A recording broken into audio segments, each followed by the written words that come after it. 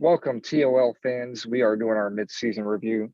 We have Mike Petrosic, the owner of One Hit Wonders, and we have Michael Jenkinson, the owner of the Phillies Finest here. Welcome, guys. Welcome. Thanks for having me. That's the measuring stick, Mike Petrosic, Lesher. Don't forget it. So it's not Mike the measuring stick Petrosic. It is the measuring stick, Mike Petrosic. All right, got it. It's not a thinly veiled penis joke either. So to the disappointment of Philip and Anthony. All right. So let's get this thing started. Let's go ahead and start with the Bob's conference, the Luck division. We're going to do our mid-season review here. We're looking at the Travis Greer. I can't remember how you pronounce his last name. We've got the Hoodats at 5-2 in first place in that division. Jenkinson, your Phillies Finest are 4-3, have been hot and cold. UFC 3-4, Hard Hat 60s at 3-4, and Buffy Slayers at 2-5. How do we think this division is going to shake out for the rest of the season? Jenkinson, we're going to go to you first because this is your division. So it's interesting because the Saints are 5-2. Does anybody know where those two losses came from? Anybody? That's a great question. I think they came to the Phillies were both Finest. to Philly. So head to head, he's my bitch. But unfortunately, it's not head to head, doesn't matter. And so he's still in first place. So that's interesting. I'm not real happy about that, even though I've beaten him twice head to head. But I guess I'm just not getting it done against the lower level competition. And he's undefeated against every other team in the league right now. So that's interesting. The league except for me. So how do you think this division is going to shake out for the rest of the season? Who do you think is going to? Do you think your team is in prime position to catch up to everybody, or do you think the Hoodats are going to just end up pulling away towards the end of the season? I mean, I think it'll be close the whole way through between the two of us, and I think UFC's actually got a relatively decent team too. It wouldn't surprise me if they crawled back into it. But all jokes aside, I think his team is more consistent than mine. You know, I had Philly Fanatic, who we'll probably get to later, in excellent condition for both of those games. And so that sort of disrupts the balance a little bit. So if I had to, put money on it right now, I think he'll finish in first and I'll finish in second and still make the playoffs. Taking a look at the offensive rankings, Hoodats are ranked number 7 in the league. Phillies Finest 26. What has been going on with your offense there this season? Honestly, Iverson's just holding the ball too long. I actually went with a somewhat similar offensive strategy to our late dear friend John Pryor, in that I tried to focus on the tight end, but I probably should have paid him a little bit more than I already did. Because he's just not getting the ball. And yeah, I mean, my offense is definitely inconsistent and struggling. All right. We'll get an outsider's look here. Mike Petrosic, what do you think of this division going forward? I want to say that it's anyone's division. I think that's kind of across the board with a lot of divisions. Looking at least the Hoodats schedule, they do have a slightly lighter schedule in the back half. Even with the 2 losses to Philly, pending some sort of weird, someone getting tech mode or a condition luck, I don't see Hoodat giving up that lead. Philly, it'll probably be Hoodat first, Philly second. I don't think UFC quite has the firepower to really make a threat at that. So just looking at the schedule and what I've seen, I think Hoodat has the more complete team and that they're going to take that division. And do you think we're going to have 2 teams out of this division make the playoffs, maybe 3? Is 3 pushing it, or what are we looking at here? I would say 3 is definitely pushing it. With a little bit of luck, I think Philly could probably steal a wild card spot. I don't know what their back half of their schedule looks, how light it is, how tough it is. They've got the offensive weapons, so they can make a run for it. It's going to be some pretty tough competition when it comes down to it. Could come down to week 17 for a lot of those spots. Yep. My prediction for this division, and keep in mind, everyone who's listening, I haven't recorded past week 8. So I'll start recording week 9 probably tonight. So my prediction for this division, I have the Houdettes at 12-4, Phillies Finest at 9-7, getting that wild card spot. So that's kind of how I see this shaking out for the rest of this season. But the Phillies Finest, I feel like even though they might just be a wild card team, this could be a very dangerous team in the playoffs given their defense. So moving right along, we're go to the next division here, the It's Rigged division. Right now we have the Loose V's at 7-1, Nintendo Power 6-2, and then 3 teams under 500. We've got the Michigan State University Legends 3-5, the Logs at 3-5, and the Chicago Robbers at 2-6. The Logs started off real hot. I believe they started off at maybe like 3-0 or something like that. I can't remember, but they've kind of fallen off as late. I know they've lost 4 in a row, maybe 5. Jenkinson, why don't you tell me about this division since your brother's in this division? Yeah, the Seattle has kind of snuck up on me. Like, they haven't blown me away in any of their games, but you can't argue with results. You know, they're 7-1. However, if you're asking me to predict this one long term, I do think eventually, when you look at that score differential, Nintendo Power is currently number 2. You know, if you're just looking at score differential, I think long term Nintendo Power will catch up and surpass Seattle and finish first in this division. But I think both of those teams are going to coast into the playoffs. I don't think either of those teams have much to worry about long term. I agree with that. Yeah, Nintendo Power had a loss recently to the Pretty Rickies, which was a very, very close game. They remember. Yeah, they were up 10 with a minute left, and then there was a touchdown, an onside kick, and a field goal, and it was just kind of, I mean, credit to the Rickies for playing it, pulled out in the clutch, but they weren't dominated, and they only lost to 3 to the Titties, so their 2 losses were against good competition. Yep, and of course the Loose V, the only loss they have is to the Nintendo Power, so that rematch later in the season is going to be pretty interesting. That could decide the division. All right, we can move over to the RNG division. In this division, everyone started off, I believe, 0-3, and here we are now, halfway through the season, and we've got the Serial Killers 4-3, the Pretty Rickies at 4-3. These 2 teams have definitely made a huge comeback from their earlier part of the season struggles. Mike, why don't you tell me about this division and your thoughts on it? Which one are we talking about? RNG? I'm sorry. This is the Bob Conference The RNG Killers division. and the Rickies. Oh, Levi and okay. I got to say that this division's a little surprising given the first half of the season. I'm going to chalk all of it up to bad luck. I definitely think that I predict the Pretty Rickies to come out on top. They're trending upward. They kind of overcome some early losses, and their team is just really hitting stride right now. Barring any major injuries or setbacks, I would see them continuing to do that.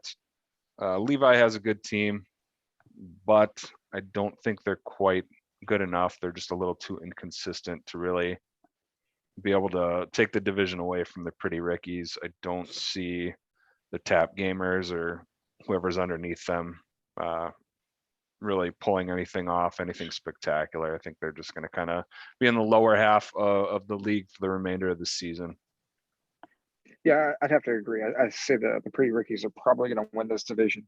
He had a big win against your team, and then also the Nintendo Power. So that's 2 big wins in the last few weeks here. Mm-hmm. And the Serial Killers, I just don't know if they're going to make it to the playoffs this season. They could sneak in as the 6th seed, but I think there's going to be some other competition there from maybe the UFC team, maybe the Hard Hat 60s, or even the Buffy Slayers, who at 2-5, I believe, are one of the better 2-5 teams in this league. Mm-hmm. Yeah, I agree with you on the Slayers, and Levi was my preseason pick to win it all, and so I'm not standing by that pick, but I do think he's going to end up in the playoffs. I mean, he would if the season ended right now, and even without the division being at the top. But I think the Rickies are the best team in this division at this point too. I agree. All right, so let's make a pick on who we think is going to win this conference come playoff time. For me, I'm really liking the Hoodettes. I like this team. The offense is strong. The defense gets the job done. I feel like in the playoffs, this team's going to be hard to beat. Unless they come across your team, Jenkinson, because that seems to be their kryptonite. How about what do you think, Jenkinson, about this conference? Who's going to come out of this conference? Well, I've never had problem admitting that I just dive full into my biases, so that might be what I'm doing here. But I am going to go ahead and pick the Nintendo Power to win this conference. I think Solid. it's harder to stop a consistent running team. I mean, they have 3 rushers in the top 10 in the league, and so they're not like one injury or one bad condition away from, being easily stopped. And the defense does just enough. So, it's not a bold or confident pick, but if you're asking me to pick right now, I'll go with the Nintendo Power. All right, Mike, what do you think? Oh man, this is tough. Despite not paying their defense at all, as long as their running backs can stay healthy, I really think that Nintendo Power has a shot at running the table and making it to the championship. Early on, Hoodettes do have a really good team. I don't know. You can be good all season, and then you come to the playoffs and you get bit in the ass. I just think with a little bit of luck, it's Nintendo Power's conference to take. All right. Got 2 for Nintendo Power and 1 for the Hoodettes. Let's move over to the next conference. We have the Raj Conference Luck Division, and we have our defending champion, the Austrian Oaks, sitting at 6-1. The Loaf Cross Archers at 5-2. The Asgardians at 2-5, and the Allegheny Gators are 1-6. The Gators played the Oaks really close the last game, lost by 1 point. The Oaks have been playing a lot of close games here lately. What's up with the Oaks this season? What do we think about this team and their chances at repeating? Mike. I think they're a good team. Don't get me wrong. They are also incredibly lucky. I had alluded to yesterday on Facebook that Tim must have a very large horseshoe wedged up his ass to be that lucky. But in a lot of instances, that's what it takes. You got to win those close ones against the better teams, or even the lesser teams, those ones that can sneak up on you when you're least expecting it. He's winning the games he needs to. It may not be pretty. The point differential may not be there, but he's got a really solid team, just like he did last season. The Loaf Cross Archers are interesting to me. I haven't watched a lot of them, but just looking at their point differential, they must be doing something right. They're top 10 team. They've got the record. They got the point differential. They can make a run at it. I just don't. It would take everything aligning just perfectly, I think, for them to upset the Oaks come playoff time. So they got a shot, but if I have to, I'm going to give the championship edge to the Oaks. Yeah, and the Archers did play the Oaks close earlier in the season. They lost by a missed field goal towards the end of the game. So the Oaks, they did win that conference, or the preseason tournament, which he elected to go with the option to play all games as player 1. And maybe that's given him a slight advantage, maybe not. Jenkinson, what do you think of this division, and who's going to win the division? And do you think the Archers can win the division? If not, do you think they'll make the playoffs as a wild card? So I hadn't watched these guys much at all, and then I actually requested to do commentary on one of those games because I'm like, I've got to see these guys. I mean, look at this record and this point differential. And then after watching them, I was even more impressed after watching the game. I thought maybe they played a patsy schedule, but I think they're legit. Now, many men have been proven wrong betting against Tim, and maybe I will look foolish for saying this, but I am going to make the bold prediction and say that the Loaf Cross Archers are going to win this division. Ooh, all right. I mean, Tim's always going to have a great team. You're never going to keep him down for too long. But last year I predicted him to go undefeated at the halfway point when we did something like this, and that did not come true. But it's hard to underestimate those guys. But I think the Archers are just going to be a little bit more consistent, and they're going to come out on top. All right. Let's move over to the next division. And Mike, this is your division here. We have the Friends Memes, Frank Baylog, 7-1. This is a two-time champion here. Has struggled last couple seasons, going 8-8 and 2-14. Now he's at 7-1 this season. He's tapping into all that luck that he has. And then we have the other Baylog, 6-2, John, the overrated garbage. And then Mike, you're in third place at 5-3. This is unfamiliar territory for you. Ninja Turtles at 4-4, and Spaceballs, David Bitzer at 4-4. This is the absolute most stacked division I have ever seen ever. Mike, yeah, tell us about your crazy idea here of stacking this division. What do you think was going on with this division this season? Well, in regards to stacking it, I'm a dumbass. I wanted to, quote unquote, prove myself, and so far it is kind of biting me in the ass. But I don't know. I like competition. I want to earn a division win if I can. It's been tough. They're all really good teams, despite some of the records. I think Frank has benefited from a softer schedule in the first half. His one loss coming to against John. John will admit that it's probably a game he shouldn't have won, and really it was a last second missed extra point that cost Frank that game. Otherwise he would still be undefeated. All teams are solid. I don't know what's going on with my team. Defense isn't showing up. Quarterback is throwing a lot of picks, but it's not over. It's by far from over for this division. I see I think a lot of the teams are going to split the head-to-head matchups with each other, and it's going to rely on the outside the division games. I know I've got one down the road against Nintendo Power that I'm not looking forward to. So we'll see. If I'm lucky, I might go 12-4, but I think I got to still give the edge to Frank for this division, despite having a tougher schedule on the back half. I think he'll pull it off. And have you made any phone calls to Lord Skeletor to come out of retirement to help you this season? Man, I might, we'll have to see what goes on. I might go with just another one-off theme, but that thought actually popped into my head the other day after the loss. I'm like, God damn it, I just got to go back to Skeletor and the Eternity All-Stars. Go back to He-Man. We'll see. We'll see. The season's not over. If I can make a run at it, I'll definitely keep with the one-hit wonders until they run out of hits. But it's going to be tough. It's going to be tough just to make the playoffs. And how many teams do we think are going to make the playoffs in this division? Do we think there's going to be 3, possibly 4? I think 4 is going to be pushing it with how well the Cross Archers are doing and Austrian Oaks in the other division. For me, I think it's going to be 3 teams. Jenkinson, what do you think? Well, I just want to thank Mike for drafting such a hard division, because it allowed me to draft a weaker division. I mean, screw you, Mike Crook, for being so good, right? Which I didn't expect. But still, thank you for drafting this division. Last year on the Facebook group, I was talking a lot of trash, saying, "Oh, my record's only pedestrian because I'm in the toughest division ever in the history of TOL." But I can't say that anymore, because this division has clearly surpassed it.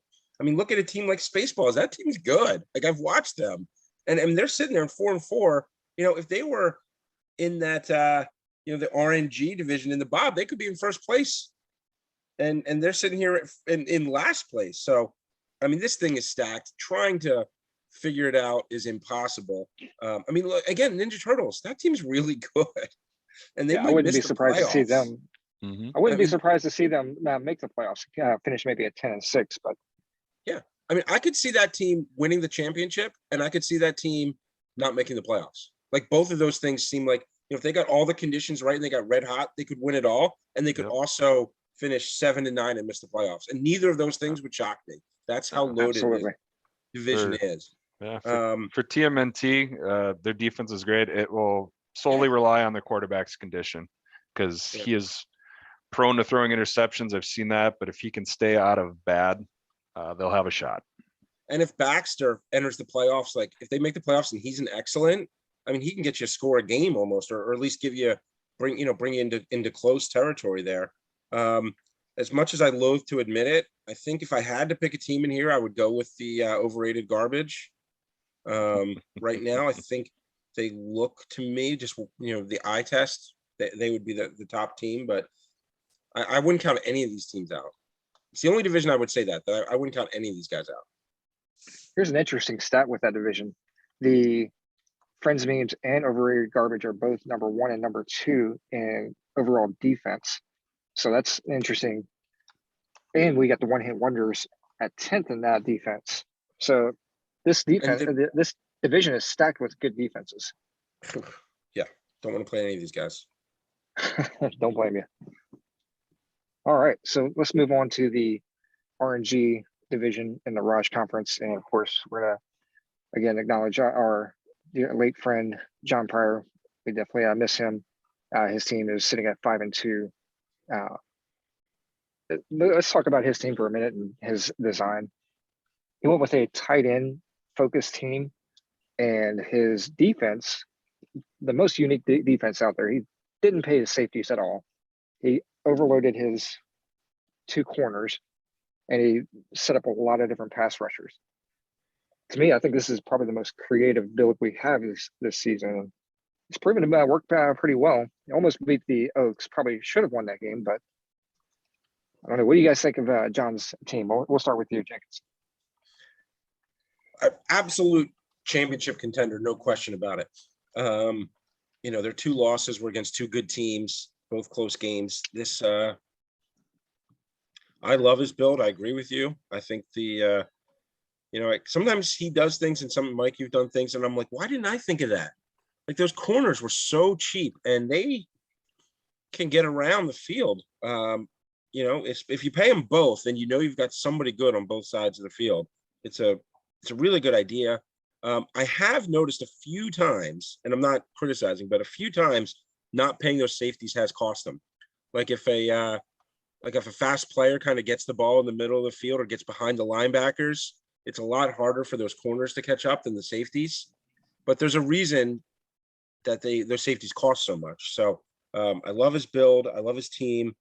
And, absolutely one of the favorites to win everything. Absolutely. And Mike, what do you have to say about it? I agree with, I like the offense being built around the tight end. Because you can stack your tight end, and then obviously it's cheap to pay your backup as well. Don't really see the tight end getting injured much, if at all. So I think he'll be all right in that aspect.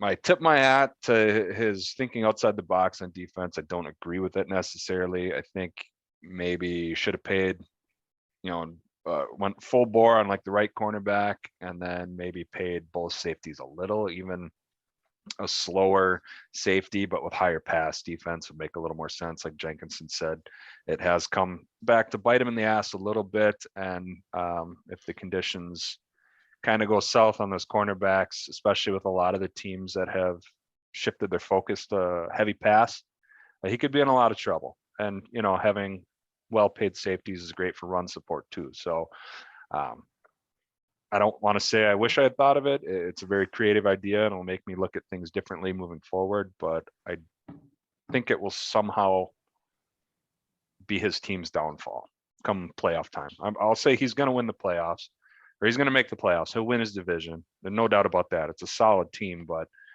come playoff time, I think it's going to come back to hurt him. All right. Now, the surprise of this division, the Liv Mas Armada at 5-2. What do we think of Raj's team here? I feel like this heavy rush build has been working out pretty well for him. Defense seems to be lacking just a little. That might be an understatement. So, guys, tell me what you guys think about this upstart rookie coming out of nowhere. This virtual unknown. This Raj Devore. he's getting just like Nintendo Power, and they had a hell of a slugfest early in the season. I think dare I say, he's got the better rush game. Neither of them paid their defense. I think Liv Mas Armada's defense is a little worse than Nintendo Power, but I think he had the lowest paid defense. I could be wrong. he Yeah, he did, obviously put it in the right places in the offense. So this is another instance of if he's got luck and there's no injuries, he's gonna be tough to stop. I don't think a lot of people plan to stop the rush. I think everyone, stop the pass, which the way Bobby has it set up is next to impossible with some of those broken plays, but they're getting hot at the right time. If they can make a little run of it, they'll definitely be a playoff contender. Speaking of those broken plays, I'm going to be addressing that in a few minutes. Let's look at the rest of this division here. We've got the Drunkards, Ricky's team 2-5, the AMF Ballas, and then we have Tony at 0-7, the extra strength How did team. that happen? This is a perennial superstar in the league at sitting at 0-7. 2 wins between these two teams is kind of hard to believe. What do we think of the bottom half of this division? Well, it just seems to happen, like last year, Frank, 2-time winner, his team was like 2 or 3 wins. And then the year before, Rick Pittman, again, one of like the most consistent guys. 2 years ago, his team was terrible. So I think you just got to chalk it up to every once in a while, it just doesn't work. And you assume that they're going to both bounce back next year, because that's all you can say. I mean, Tony's team was really good last year. Yeah, definitely. He's been into 2 conference championship games. And of course, Ricky's been into championship games, winning 1. And to see those two with 2 combined wins is just a little shocking to start the season. Of course, the Drunkards sitting at 3-4. This is a 9-7 team last season. Do we see this team bouncing back the second half of the season? Mike, what do you think about the Drunkards and their chances of making the playoffs? They have a shot. I could definitely see them being 8-8. I think, I don't think they're going to make the playoffs though. Like you said, with the way my division is, I think you're going to have at least 3 teams from my division making it in. And I think, unfortunately, one of those kind of middle of the road, upper bottom teams, that goes 8-8 or 9-7 are going to be on the outside looking in, and they're just not going to have the record, or they're not going to have the point differential. And I think the Drunkards fall into that category. They're not a bad team. I know Joe definitely did more testing, but I just think the odds are stacked against him looking at the conference that he's in. I'd have to agree with that. I feel like he's going to finish maybe 8-8, maybe 9-7, but there's going to be a team with a 9-7, 10-6 record that beats him out either by record or by a point differential. I think his team sucks. Justin Fields. I think he's going to be 3-13, and I think we should kick him out of the league, for being dead weight. I mean, that's just my take. So saith Michael Jenkinson. Well, just so you guys know, Justin Fields is actually the #1 rated passer in the league right now, which that's kind of interesting. Yeah, but that's just based on I think completion rates. I don't know if you look at yardage, and I'm pretty sure Vanilla Ice has the most passing yards and touchdown. Touchdowns are close. There's only 1 or 2 separating the top 3 QBs, but true to fashion, just like the real Justin Fields, he'll fall apart during the second half. So I wouldn't be too worried about it. Like Foles. So who do we think is going to come out of this conference? I'm going to go ahead and make my prediction first, because I'm going to be taking over Pryor's team for his substitutions, which will be starting in week 15, by the way. So I'm going to take over, do his substitutions for him. And I'm going to be biased, and I'm going to pick his team to win it all, since I'm going to be making the substitutions, and I just really like his build. I like his chances here. Mike, what do you think? I would have agreed with you up until the point where you said you're taking over. So unfortunately, like usual, you will overthink yourself into a loss. Yeah. I'm going to go with overrated garbage. I'm going to give them the slight edge because of their defense over Frank. I definitely think that it'll come from my division, but I see John just having everything line up for him, and his defense will take him all the way. All right, Jenkinson, what do you think? I like both of those picks. You won't get any significant argument from me, but maybe I'm being overly biased over the 2 games I watched, but I really like that Loaf Cross Archers build, and might be a bit of a surprise, but I'm going to go with them right now. I like the way that team looks right now. Okay. All right, that's a big surprise there. It is. So Going bold. going into talking about those broken plays, I've actually already made some edits to the RNS-Z post and made it the RNS-Y post, which is going to be the wide receiver 1 going on a deep route.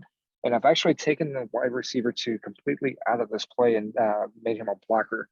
So it's going to be interesting. The play still works really well. The wide receiver 1 still gets the ball quite a bit. The RB2 becomes a huge factor in this play. So that's going to be an interesting play to look for next season. It's going to probably cut down the touchdown passes going to the wide receiver 2, and it's going to have to mix the strategy up a little bit more, so not just load up that wide receiver 2. So it's going to be fun to see what everybody does next season. Is But the cost going to come down on that, you think? oh yeah, it's going to come way down. Okay. It's going to be reflective of how much that play is actually worth. I So was going to say, I mean, that play is dominant, but you had to pay for it. I mean, it's almost 10% of your total salary just to pick that play. I'm not saying it's not worth it, but you are paying for it to get it. Yeah, absolutely. Not to drag on here, but I tell you, I had that same thought, and I'm like, well, if I cut that and I put in like play action or the running back screen pass, I'm like, that's $250,000 that I could put into my defense, and just the results. Yeah, my defense was better, but the offense, you pay for that play and you pay well, and it's worth it because that quick strike ability and just such a huge difference in the amount of points and how quickly a team can put points on the board. It's mind blowing. The difference. It's worth it. Yep. And that's what matters, is points, putting points on the board. Yep. All right. So let's take a look at the leaders here. Who do we think is going to be the MVP for season 6? Right now, I'm taking a look at Arnold here. Oh, wow. He's got 32 touchdown passes. He's on pace for 64 touchdown passes. Actually, it might be more if he's at 6-1. Yeah, he's at 6-1. So he's not even played half the season, and he's already on pace to get over 60 touchdown passes. He might have a chance at breaking Disney Villainous' record of 68 touchdown passes. Where do we see this MVP race going for the end of the season? If I had to make a decision right now, I'm going to give it to Super Mario. That guy is just another level as far as running backs. Those Looking touchdowns at are insane. Touchdowns, and he's not going to stop scoring them. The offense goes through Super Mario. Even, with Luigi and with Mega Man contributing the rush game, it's all Mario all the time. That's my pick right now. Sorry to disagree with that. Jenkinson, what do you think? I was taking a lot of notes on this. I think it's wide open. I mean, those are both 2 really good choices. And Mike, for you, Basil, I don't even know if I'm saying that right. Yep. I mean, dominant in receptions, which I think we ignore a little bit how important like these big averages are nice, but also if you're consistently catching the ball, that means that you're not going 3 and out, or you're not turning it over. And 1,600 yards, 18 touchdowns. I mean, if that team's going to make it, it's going to be on Basil's back.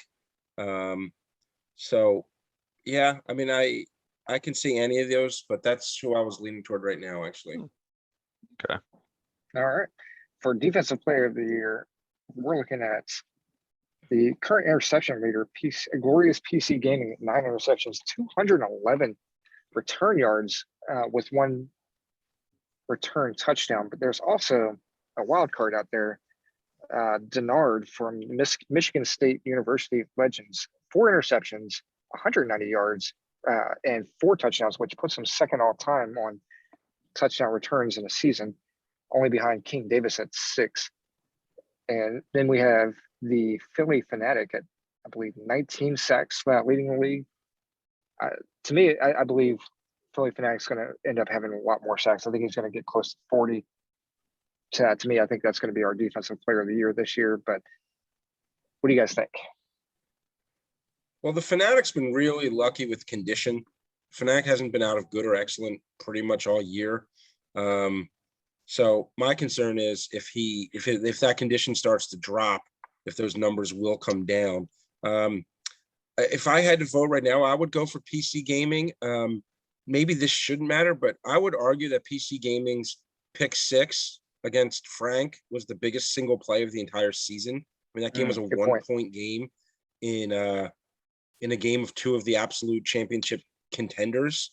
And, you know, both offenses were struggling to put points on the board, and to get a pick 6 in arguably the biggest game of the entire year. I don't know, maybe I'm overreacting to one play, but when you see those overall numbers on top of the biggest play of the year, I would be inclined to lead toward PC gaming right now. All right, Mike, do you want to weigh in on that?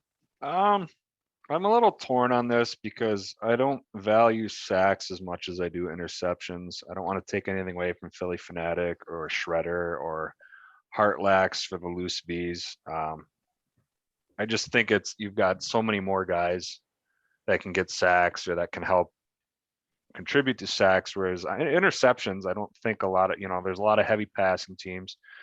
So for like PC gaming, that our whole division is heavy passing. 3 of those interceptions came against Frank in that last game, and he's got to play him one more time. He's got to play me coming up. So, but you look at, what do you go by? Do you go by the interceptions or do you go by the yards? Because Cuckoo Bird from Serial Killers has 8, but they only have 96 return yards, but they also have a return touchdown. So yeah, I guess Cuckoo Bird's been consistent all year. Yeah, I guess it depends on where you put your value the most. That being said, my pick is gonna be PC gaming. I think they're gonna have more opportunities for interceptions the second half of the season, and I think they're gonna have the most interceptions. They'll have the most yards, maybe not the most touchdowns, but just because of my bias of interceptions over sacks, I would give it to PC gaming.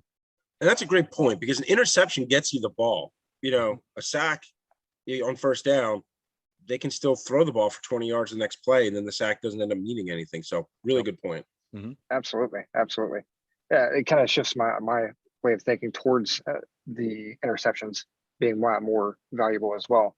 Very good point there, Mike. Yep. All right. So any final thoughts before we wrap this up? Best luck to everyone.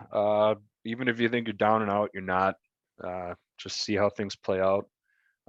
This league is bullshit. This league is rigged, and let's get going on season 7, because I've got back-to-back losses, and I might be looking at 3 in a row here, and it's going into my bye week. It's going to be tough. Jenkinson. Yeah, I agree. I mean, you're not out of it unless you're the G.I. Joes, you're Tony, or you're Joe Mitchell. Any of those 3, you're cooked. But everybody else, keep your head up. Also, one thing I wanted to mention is I think when we look back on this season, one of the things we're going to remember it as is the year of the kick returner. I mean, we always have some good kick returners, but I mean, Kapowski's going crazy. I mean, Harper for me has been great. Baxter's always been great. There's been so many exciting kick return plays that I think that's sort of one of the highlights this year. And also, I just want to do a shout out to my girlfriend, Kinsey Wilansky, for the titties, who is having a big year up there too. So, she didn't get mentioned yet, but she deserves it. I love you, boo. Oh, God. All right. Well, thanks guys for joining on this call this morning, and I'll get this. Mike, just go ahead and send this over to me, and I'll get this posted onto the league page. I'll do some editing to add to it. Get it posted. I'll let you know when it's on its way. Awesome. Thanks, man. All right. All right, guys.